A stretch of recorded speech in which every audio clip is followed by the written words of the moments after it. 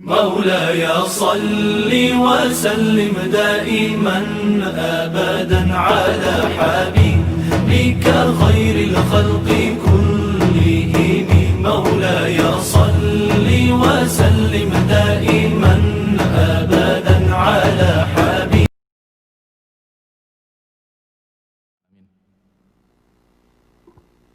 Pembahasan kita pada malam hari ini adalah tentang manhajiyatul ijtihad atau metodologi berijtihad.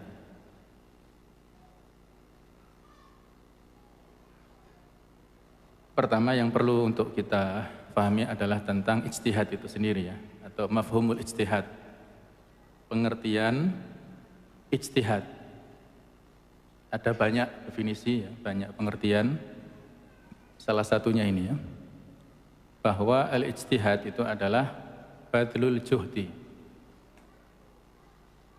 mencurahkan kemampuan, wastifrahul wus'i, dan memaksimalkan potensi usaha fistimbatil ahkam syar'iyyah al-amaliyah dalam menyimpulkan hukum-hukum syariah yang bersifat aplikatif, yang bersifat praktis, min adillatiha tafsiliyah, dari dalil-dalilnya yang rinci. Ini definisi dari ijtihad ya. Jadi ijtihad itu adalah upaya yang sungguh-sungguh dari kita, dari seorang muslim dalam rangka untuk memahami tentang hukum-hukum syariah yang sifatnya adalah amaliyah. Ini berarti tidak termasuk dalam kaitannya yang bersifat i'tiqadiyah atau yang bersifat keyakinan ya. Jadi amaliyah di sini adalah sifatnya praktis, amaliyah, sifatnya aplikatif dari dalil-dalilnya yang rinci, apakah dari Al-Quran, dari Al-Hadis yang rujukan utama ya. Adapun rujukan yang lainnya apakah ijma' atau qiyas. Jadi hampir 4 ini menjadi masadirul ahkam asyariyah al-muttafaqah ya, sumber-sumber hukum yang disepakati di antara para ulama. Dan di luar 4 ini ada al-istihsan misalnya ya, ada al-maslahah al-mursalah, ada al-istishab, ada syar'u man qablana, dan lain-lainnya. Al-ijtihad hadafuhu ijadul ahkam lil hawadith. Jadi yang saya warnai merah ini adalah stressingnya ya, bahwa ijtihad itu tujuannya adalah untuk menemukan hukum-hukum terhadap peristiwa-peristiwa fi kulli zaman wa makan, pada setiap waktu dan tempat. Wa tabqa haqiqatuhu, dan tetap hakikatnya, annahu amaliyatun, bahwa ijtihad itu adalah merupakan amaliyah, yang merupakan praktek, yaqumu biha al-mustahid, yang dilaksanakan oleh seorang mujtahid, listimbatil ahkami syar'iyyah, untuk menyimpulkan hukum-hukum syariat, lil waqa'i, pada segala macam kejadian, pada segala macam peristiwa. Jadi jamaah sekalian, kita diperintahkan Allah untuk merujuk segala sesuatunya kepada Al-Quran dan kepada As-Sunnah. Tetapi Al-Quran dan As-Sunnah ini tidak memuat rincian segala macam persoalan yang selalu dinamis. Jadi di antara hikmahnya kenapa detail-detail segala persoalan yang dihadapi oleh manusia itu tidak disebutkan secara definitif dan rinci dalam Al-Quran, karena Al-Quran ini memiliki sifat solihun likulli zaman wa makan, senantiasa aktual, senantiasa cocok pada setiap waktu dan setiap tempat. Karena itulah tidak dibahas secara rinci detail segala macam persoalan yang dinamis yang dihadapi oleh umat manusia. Kalau dicantumkan secara rinci, maka boleh jadi sesuatu yang aktual pada masa kenabian dulu, ya, itu belum tentu aktual pada masa sekarang, sehingga ada ayat-ayat tertentu yang tidak up to date begitu ya. Sehingga Al-Quran memberikan rambu-rambu, memberikan dhawabit, memberikan arahan-arahan, patokan-patokan yang global, yang ini menuntut kepada setiap kita untuk memahaminya dengan jeli dan mengambil kesimpulan dari ayat-ayat ataupun dari hadis-hadis itu. Disinilah letak pentingnya kita berijtihad ya. Jadi menemukan bagaimana korelasinya antara peristiwa-peristiwa yang terjadi dan hukum dari peristiwa itu kita ambilkan, kita simpulkan dari ayatnya bagaimana, hadisnya bagaimana. Dan menjadi sebuah kesimpulan apakah boleh ataukah tidak ya, yang tidak lepas dari 5 hukum fikih itu. Antara wajib ataukah haram, antara sunnah ataukah makruh ya, ataukah mubah ya, dari 5 hukum fikih itu. Al-mujtahid huwal insanul baligh al-aqil dhu malakatin yaqtadiru biha ala istindajil ahkam min ma'akhidhiha. Jadi seorang mujtahid itu adalah seorang manusia ya, seorang muslim ya, yang sudah balik, berakal, dhu malakatin, yang dia itu memiliki kemampuan ya.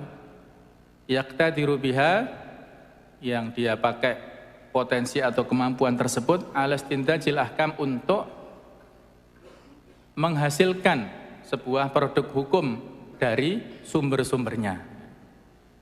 Jadi coba kita amati ya, tulisan warna merah itu ya hampir ada kemiripan ya. Jadi intinya bahwa ijtihad itu adalah proses kita untuk memahami, menyimpulkan ya, dari ayat, dari hadis, dari nusus ya, dibandingkan dengan segala macam peristiwa. Jadi produk hukum ya. Ijtihad itu adalah kita mencari produk hukum.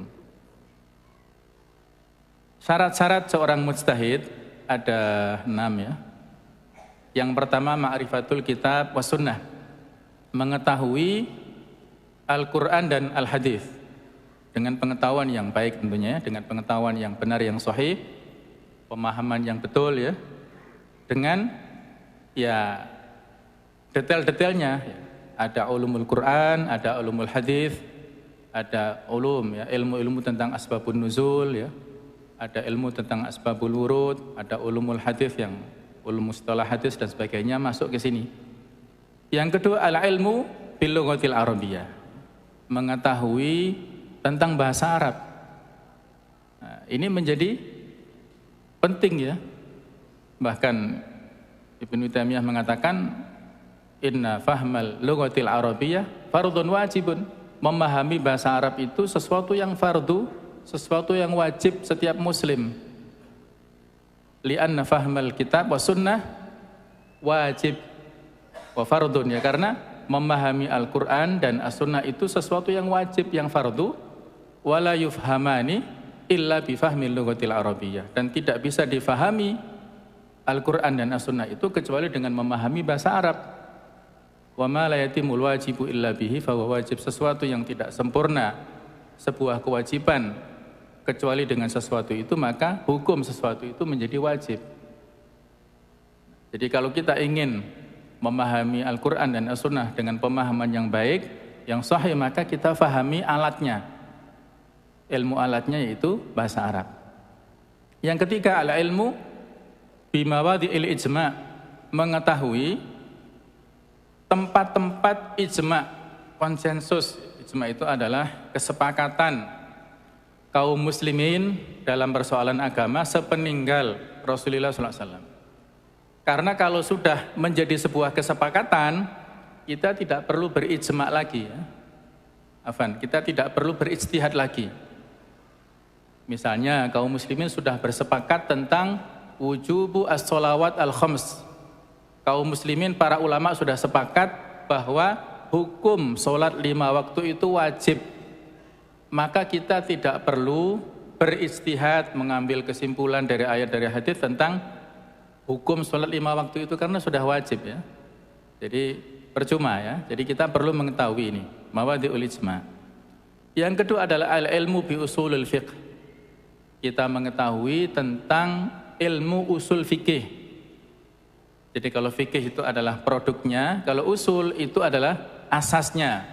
Ibarat sebuah bangunan, yang namanya fikih itu adalah bangunan rumahnya atau gedungnya, usul fikih itu adalah pondasinya.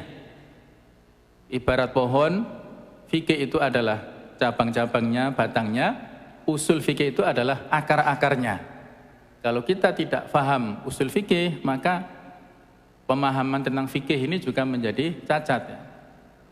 Ya, misalnya ketika kita membaca firman Allah, wa aqimus shalah wa atuz zakah ya. Maka dirikanlah sholat dan keluarkanlah zakat. Dalam ilmu usul fikih kita fahami bahwa ayat ini mengandung perintah. Wal aslu lil amri lil wujub. Pada dasarnya perintah itu mengandung makna wajib. Karena yang diperintahkan Allah dalam ayat ini adalah mendirikan sholat, menegakkan sholat, maka kesimpulan fikihnya adalah mengerjakan atau menegakkan sholat itu adalah wajib. Karena perintah berupa menegakkan sholat. Setiap perintah hukumnya wajib kecuali ada korinahnya, ada alasan tertentu yang membelokkan dari kewajiban sehingga menjadi sunnah. Karena tidak ada yang membelokkan, maka hukum menegakkan sholat menjadi wajib. Nah, itu korelasinya antara usul fikih dan fikih ya. Yang kelima, al-ilmu bi furu'il fikhi. Mengetahui, ya, memiliki ilmu tentang cabang-cabang fikih yang nanti sangat banyak ya. Jadi al-fiqhul Islami itu sebagai bingkai globalnya, sementara furu'ul fiqh, cabang-cabang fikih ini sangat banyak, nanti akan kita bahas satu persatu. Al-ilmu bimaqasidis syariah, mengetahui tentang maksud-maksud tujuan syariah.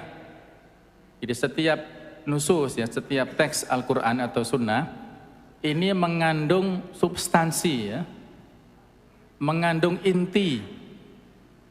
Apa itu nanti juga ada penjelasannya. Yang intinya adalah maqasidus syariah itu adalah 5 kepentingan ya, 5 daruriyat, ad-daruriyat al-khams, 5 tujuan utama sebuah hal yang kepentingan utama manusia yang harus senantiasa kita jaga ya.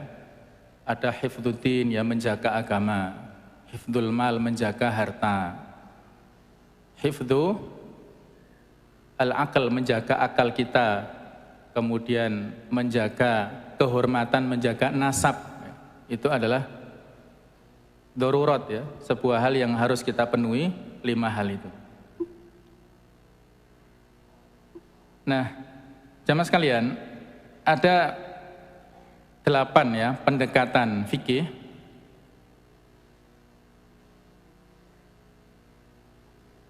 Nah, ini yang masuk tadi, furu'ul fikih tadi masuk di sini ya. Yang sudah kita bahas tempo hari adalah fiqhun nusus ya. Bagaimana kita memahami nusus syariah itu. Jadi fiqhun nusus ini hanya salah satu ya, salah satu pendekatan. Bagaimana fiqhun nusus itu ya, bagaimana kita berusaha untuk memahami teks-teks yang ada dalam agama kita berupa teks Al-Quran ya, berupa teks hadis itu, baik secara pemahaman ibaratun nusus ya, eksplisitnya bagaimana teks itu ya, kemudian dari sisi mafhumnya, secara implisitnya bagaimana isyaratun nususnya, kemudian dari sisi dilalatun nusus, pemahaman yang terkandung secara langsung, yang bisa difahami secara langsung, atau iqtidhaun nusus, itu harus difahami dengan baik. Yang kedua adalah fiqhul aulawiyat, adalah fikih prioritas. Banyak hadis yang menerangkan kepada kita ya, ada banyak sahabat yang ketika bertanya kepada Rasulullah SAW itu, jawaban dari beliau itu tidak sama ya. Misalnya suatu saat ketika sahabat bertanya, "Ya Rasulullah, ayyul amal afdol?" Amal apa yang paling utama ya Rasulullah? Maka dijawab oleh beliau di antara sekian riwayat adalah as-sholatu ala waktiha, sholat tepat pada waktunya, ya, sholat pada awal waktu. Di tempat lain beliau mengatakan al-jihadu fisabilillah, jihad fisabilillah. Di tempat lain beliau mengatakan birrul walidain, yaitu berbuat baik kepada kedua orang tua. Nah, kenapa beliau memberikan jawaban yang berbeda-beda itu adalah tergantung dari situasi dan kondisi yang bertanya, ya. Bagaimana latar belakang sahabat ini yang bertanya. Jadi aulawiyah seperti itu contohnya, ya. Fikih prioritas, mendahulukan yang terpenting daripada yang penting. Ketika azan sudah berkumandang, maka yang paling penting adalah as-sholatu ala waktiha, sholat tepat pada waktunya. Ketika ada panggilan jihad, ya, ketika daerah kaum muslimin itu diserang, maka hukumnya fardhu ain, harus mempertahankan dirinya. Maka disitulah kita melakukan al-jihad fisabilillah, ya, berjuang fisabilillah. Ketika kita memiliki orang tua yang perlu bantuan, perlu, ya, kita berikan kasih sayang, kita rawat dengan baik, maka disitulah kita melakukan birrul walidain. Ketika ada tamu yang datang ke rumah kita, maka menerima tamu itulah merupakan hal yang prioritas daripada tilawatul Quran misalnya, ya. Tilawatul Quran penting, kita membaca Al-Quran penting, fadilahnya banyak. Tapi ketika saat itu ada tamu, maka kita mendahulukan tamu itu, ya. Mangkana yu'minu billahi wal yaumil akhir falyukrim dhaifahu. Jadi ikramud dhuyuf aula min qiraatil Quran pada waktu itu, ya. Menerima tamu, memuliakan tamu lebih utama daripada membaca Al-Quran. Jadi setiap waktu, setiap kesempatan itu berbeda-beda. Seorang pelajar dengan seorang mahasiswa juga berbeda prioritasnya. Yang berumah tangga juga berbeda kepentingannya. Jadi masing-masing memiliki titik perbedaan. Yang ketiga ada fikul muwazanah, fikih pertimbangan. Fikih pertimbangan antara maslahat dan madharatnya, antara dua pilihan. Nah, ini sangat terkait, ya, antara fikul aulawiyah dengan fikul muwazanah ini. Antara memilih suatu pilihan ini dengan meninggalkannya, itu ada pertimbangan-pertimbangannya. Kemaslahatan yang lebih bermakna kolektif itu lebih didahulukan daripada kemaslahatan pribadi misalnya. Kemadharatan yang lebih besar itu lebih dijauhi daripada kemadharatan yang lebih kecil, sehingga ada istilah atau kaidah akhafud dhararain, ya. Melakukan sesuatu yang lebih kecil daripada dua bahaya. Misalnya kita nyetir mobil, kendaraan, antara nabrak kucing misalnya, ya, dengan nabrak orang, bayi misalnya, atau anak kecil misalnya, maka di sini kita lebih memilih doror yang lebih kecil, yaitu ditabrakkan ke kucing, gitu. Itu salah satu contohnya. Dalam hal isqatul janin, ya, misalnya, ya, dalam hal aborsi, ketika seorang ibu yang kehamilannya itu berbahaya, kalau dia dibiarkan, kemudian dia mengancam jiwanya, mengancam kesehatannya dan berisiko kematian. Menggugurkan kandungan itu doror. Kemudian kematian si ibu ini juga lebih bahaya lagi. Dia punya suami, punya anak-anak, punya keluarga, ya. Maka dipilih antara dua doror yang lebih kecil yang mana. Itu diambil resikonya. Nah, itu akhafud dhararain. Itu fikul muwazanah, ya. Yang keempat fikul i'tilaf wal ikhtilaf. Fikul i'tilaf itu adalah fikih persatuan. Fikul ikhtilaf itu adalah fikih perbedaan. Jadi kita mencari titik temu ya. Kita mencari titik temu di antara pendapat-pendapat yang berbeda-beda. Sehingga timbul kaidah di antaranya adalah al-khuruju minal khilaf mustahabun. Keluar dari perbedaan pendapat itu dianjurkan. Ini bukan tasahul ya. Bukan kemudian kita lentur atau menggampang-gampangkan syariat, bukan ya. Ini adalah pilihan. Abdullah bin Mas'ud pernah mengatakan, aku lebih senang melihat perbedaan di antara pendapat sahabat daripada hanya satu pendapat. Kalau banyak pendapat, maka kita bisa memilih mana pendapat sahabat A, mana pendapat sahabat B. Dan di antara mereka sudah masyhur ya, sudah ma'ruf, sudah maklum diketahui, ada sahabat yang keras, yang kenceng, tasyaddud ya. Seperti Abdullah bin Umar, itu orangnya kenceng. Ada sahabat yang relatif moderat atau ya mungkin kalau nggak sampai tasahul ya, tasahul itu menggampang-gampangkan ya. Moderat lah yang pertengahan, seperti Abdullah bin Abbas ya. Itu moderat. Kalau Abdullah bin Umar itu tasyaddud kenceng, misalnya dalam hal menyentuh kepada lawan jenis ya. Menurut Abdullah bin Umar itu membatalkan wudu. Kalau kita wudu terus menyentuh wanita ya, apakah istri kita ataukah wanita non mahram, maka itu batal wudu, kita harus wudu lagi ya. Kalau pendapat Abdullah bin Abbas tidak membatalkan karena makna mula masa menurut beliau adalah al-jima.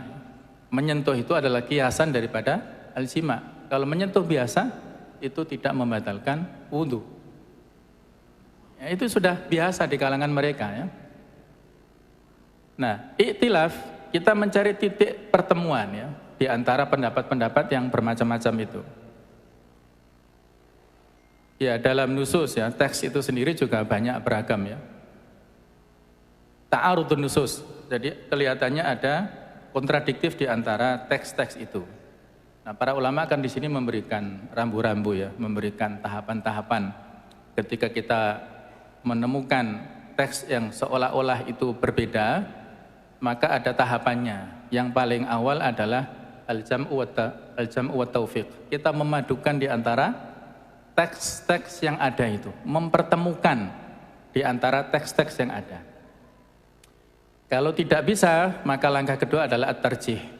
Kita mencari teks yang paling rojih, yang paling kuat yang mana di antara teks yang kelihatan kontradiktif itu. Kalau tidak bisa, langkah ketiga adalah kita an-nasakh wal mansukh. Kita mencari kira-kira dari sisi waktu. Kalau Al-Quran nuzulnya, kalau hadis wurudnya, ya, kita cari dari waktu itu mana teks yang lebih dulu, maka itu mansukh.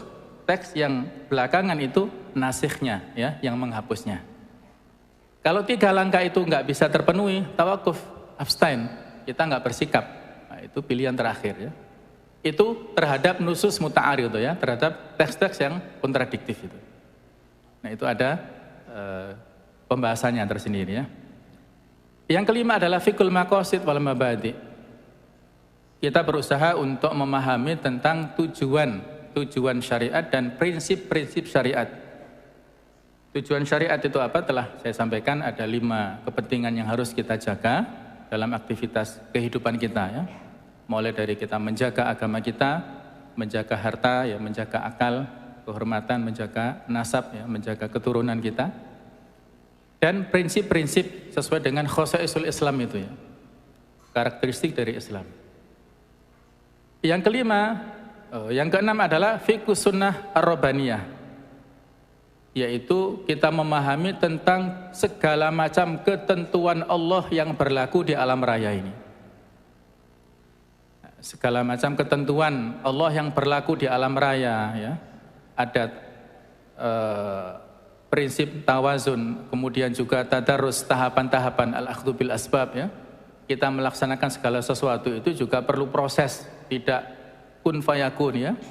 secara manusiawi ada prosesnya.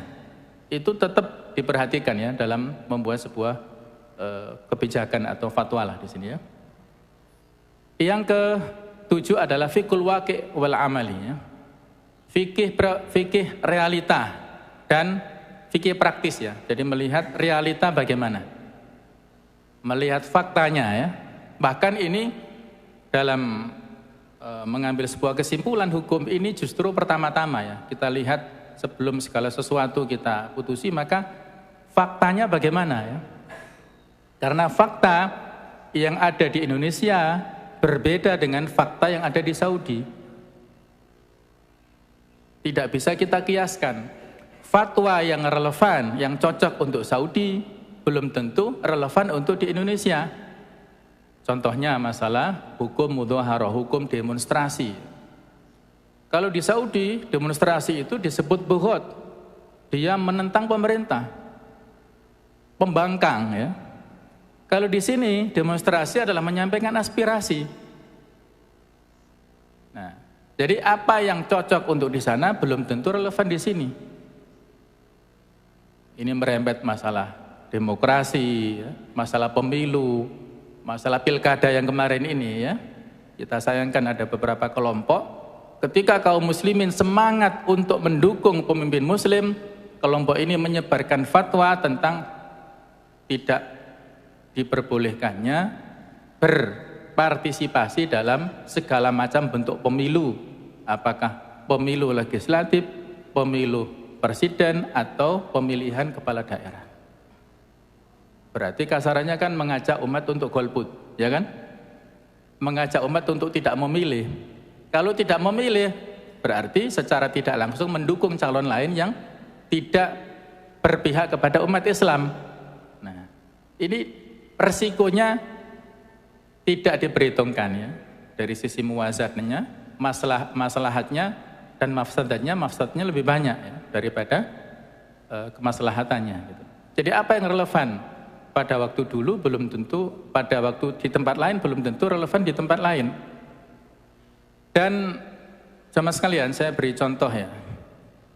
Ada petunjuk atau di antara perintah Allah Subhanahu wa taala yang ditangguhkan oleh Rasulullah sallallahu alaihi wasallam, artinya tidak dilaksanakan pada waktu itu.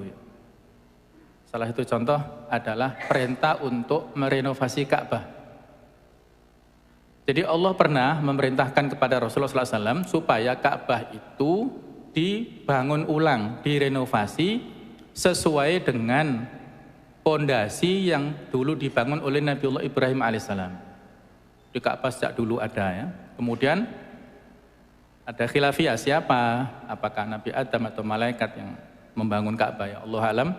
Tapi renovasi pertama itu pada zaman Nabi Ibrahim alaihissalam. Nabi Ibrahim itu membangun Ka'bah tidak bentuknya segi 4 seperti sekarang, tapi bentuknya itu 4 persegi panjang. Panjangnya lebih panjang daripada lebarnya. Kalau sekarang kan seperti kubus, hampir 4 segi 4 lah gitu ya. Kalau dulu ketinggiannya itu kurang lebih sekitar 4,5 meter, kemudian panjangnya itu sekitar 16 meter. Dan pintunya 2, sebelah timur dan sebelah barat. Kemudian renovasi kedua itu pada zaman Quraisy sekitar 6 atau 5 tahun sebelum kenabian. Yang saat itu setelah dilanda banjir, kemudian ada kebijakan orang Quraisy ya, mereka merenovasi Ka'bah. Dan saat itu mereka ya, walaupun mereka jahiliyah ya, kan Nabi belum diangkat sebagai seorang rasul ya. Jadi masa jahiliyah itu mereka punya kebijakan harta yang dialokasikan untuk membangun Ka'bah itu harus dari harta yang halal, tidak boleh harta yang haram gitu ya. Karena kebijakan itulah sehingga mereka kekurangan dana. Sehingga apa? Bangunan yang sebelumnya panjangnya kurang lebih 16 meter itu dikurangi menjadi kurang lebih 13 meter.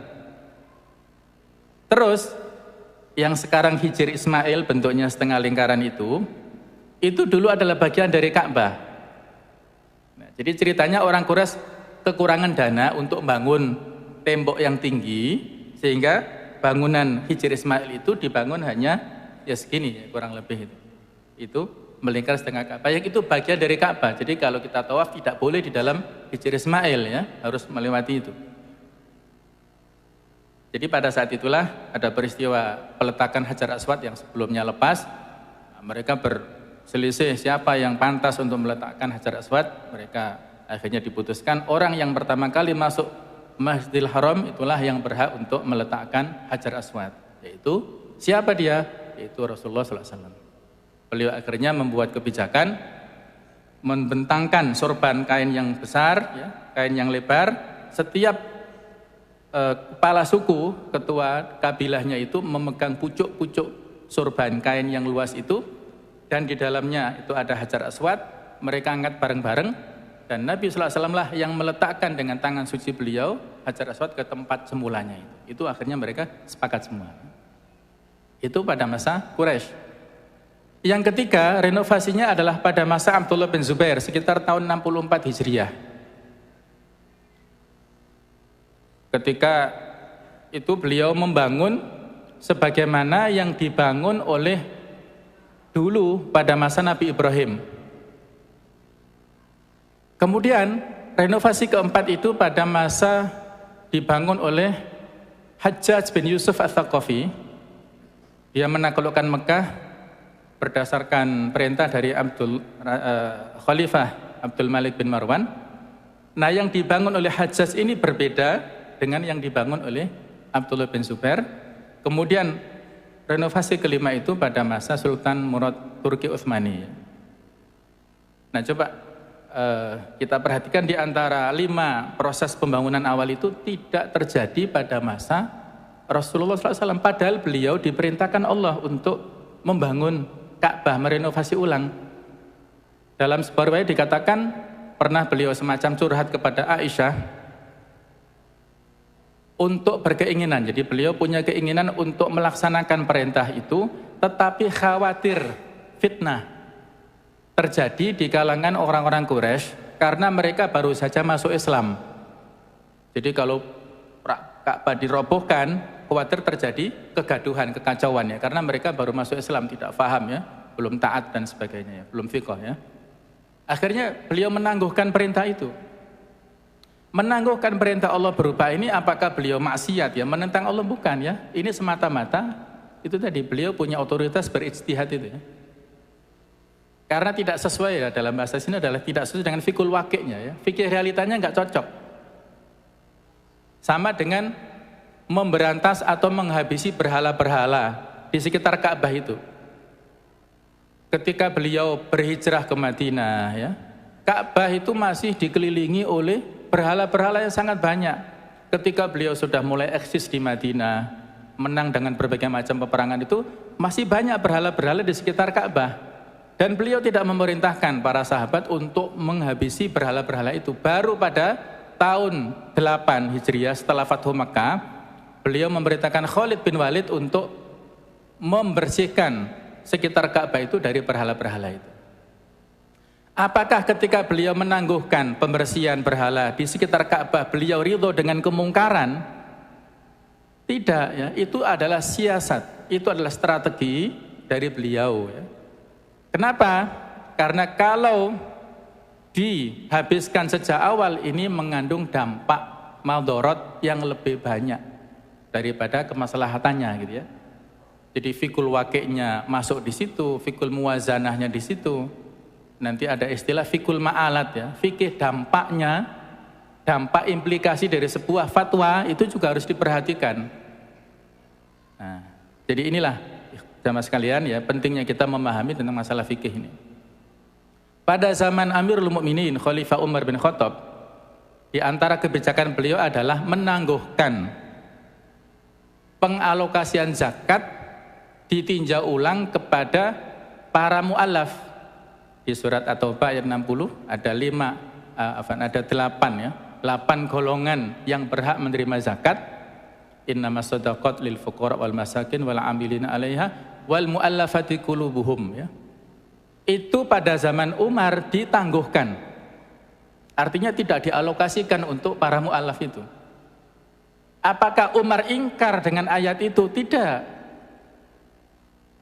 Beliau nggak mengingkari ayat itu ya.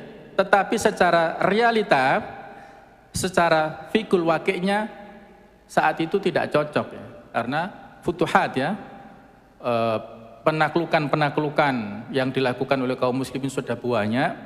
Kemudian Islam itu sudah izzah ya, sudah eksis ya, sudah menampilkan posisinya di situ. Orang-orang kafir itu sudah tunduk.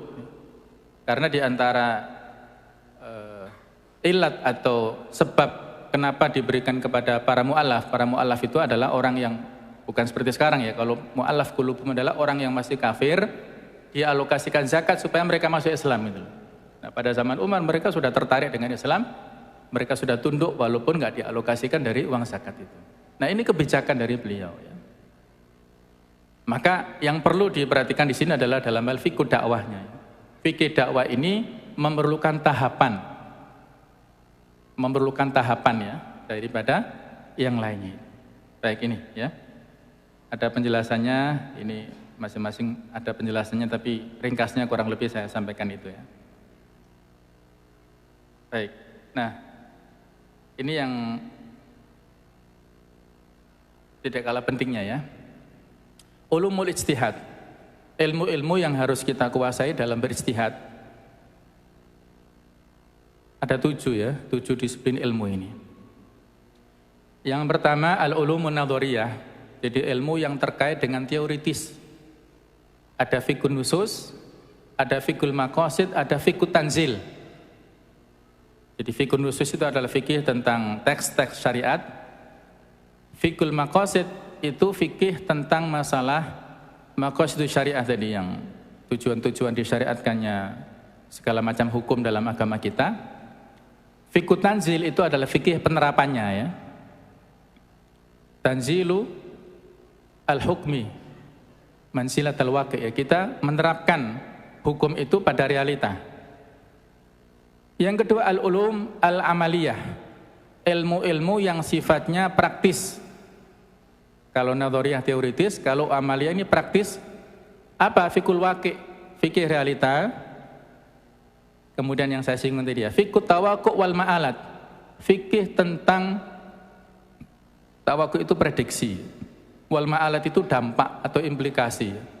Jadi kalau kita terapkan fatwa ini, kira-kira dampaknya itu bertambah baik atau buruk, maslahatnya semakin banyak atau malah mengandung madharat. Nah, itu fikut tawaqu' wal ma'alat. Kemudian ketika adalah ulumul aulawiyat, ilmu-ilmu yang terkait dengan masalah prioritas. Ada fikul aulawiyah, ada fikul muwazanah. Yang kalau diurutkan ya, dari 7 disiplin ilmu ini yang paling awal itu adalah fikul waqi'. Melihat fakta dulu ya. Jadi sebelum apapun itu fikul waqi'nya kita lihat. Yang kedua fikul nusus. Fikih tentang nususnya bagaimana tentang realita itu.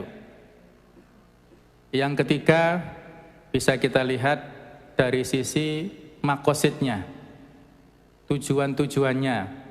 Yang keempat tawaqu' wal ma'alat, dari sisi prediksi dan implikasinya. Kemudian yang kelima adalah fikul aulawiyat, yang keenam muwazanah, baru terakhir itu adalah fikul tanzilnya ya. Itu secara bertahap begitu. Sehingga jamaah sekalian ya, nusus ini satu pertimbangan ya. Satu pertimbangan, tidak final ya. Maksudnya apa? Jadi kita dalam mengambil fatwa, berijtihad dalam sebuah fenomena itu semata-mata tidak melihat dengan kacamata fikun nusus saja, tetapi juga dengan kacamata 6 pertimbangan yang lain itu gitu. Karena kalau kita hanya melihat nususnya itu tidak lengkap akhirnya ya. Menjadi tidak lengkap dan tidak aplikatif atau tidak belum tentu sesuai dengan yang nyata gitu. Misalnya begini ya. Kita menghukumi misalnya ya. Salah satu contoh bagaimana sih hukumnya nikah siri misalnya. nikah siri, kalau dari sisi fikun nusus, itu sudah nggak ada khilaf selama terpenuhi rukun-rukun nikah.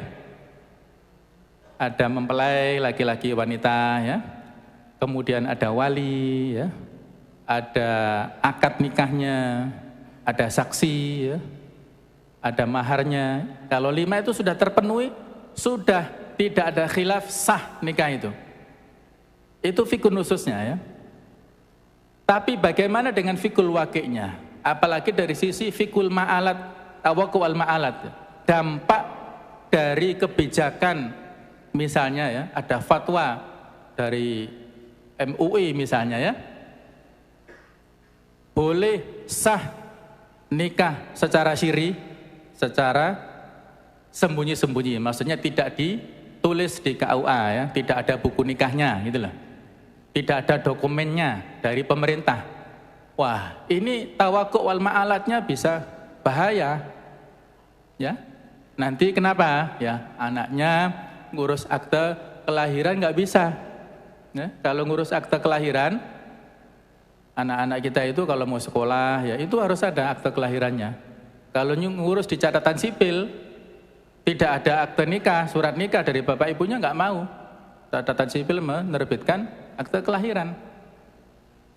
Kalau nggak mau bagaimana? Ya berarti seolah-olah anak ini ilegal kan itu ya. Kasihan. Dalam hal waris misalnya, bagaimana untuk menentukan warisan sementara tidak ada dokumentasi pernikahan secara legal dari pemerintah? Ini yang saya maksud di antara contoh ya. Dari sisi fikun nusus sudah final, nggak ada masalah, sah. Ya. Pernikahan itu sah dalam kacamata syariat, dalam kacamata fikih Islami ya. Tetapi dari sisi yang lainnya ini bermasalah. Sehingga hukumnya apa? Ya hukumnya kita nggak bisa mengatakan hukum pernikahannya haram ya. Kalau pernikahannya haram sementara sudah terpenuhi rukun-rukunnya, syarat-syaratnya, berarti hukumnya ya tidak layak ataupun tidak direkomendasikan begitu ya, terutama kepada kita yang ada di masyarakat sebagai figur ya, sebagai dai lah gitu ya. Itu salah satu contoh dan masih banyak lagi contoh-contoh yang lain bahwasanya nusus ini hanya salah satu pertimbangan. Pertimbangan-pertimbangan yang lainnya itu masih banyak. Baik, kemudian ini yang terakhir ya, slide ini nanti ada, saya buka terjemahannya saja biar bisa difahami. Jadi metodologi ijtihad ini ada 6 ya. Yang pertama kita mendeskripsikan persoalan dengan deskripsi yang jelas, disertai dengan bantuan para pakar dan spesialis serta penelitian ilmiah. Jadi misalnya kalau kita mau minta fatwa tentang hukumnya bayi tabung misalnya ya, apakah halal, apakah haram, boleh atau tidak misalnya, ya perlu mendatangkan spesialis, ya dokter spesialis kandungan, kebidanan, bagaimana pendapatnya, prosesnya bagaimana ya. Itu perlu ya, kita mengundang. Yang kedua merumuskan masalah dengan rumusan fikih ini, pendekatan-pendekatan fikih yang 8 itu. Yang ketiga kita meliti teks syar'i dan pendapat para ulama bagaimana. Yang keempat memastikan tentang keberadaan sebab dan alasan. Tahqiqul mana tadi ya, kita mencari ilatnya, sebab yang ada dalam nusus itu apa.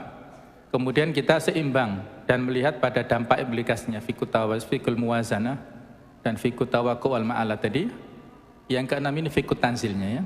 Kita terapkan hukum tersebut sesuai dengan persoalan yang terjadi di sekitar kita. Inilah ya yang bisa saya sampaikan, memang waktunya terbatas sehingga keterangannya singkat ya. Mudah-mudahan dari keterangan singkat ini bisa memberikan gambaran kepada kita bahwasanya kita tidak boleh terburu-buru ya dalam menghukumi atau dalam memberikan fatwa kepada dinamika persoalan itu, karena persoalannya kompleks ya, dampaknya kompleks dan harus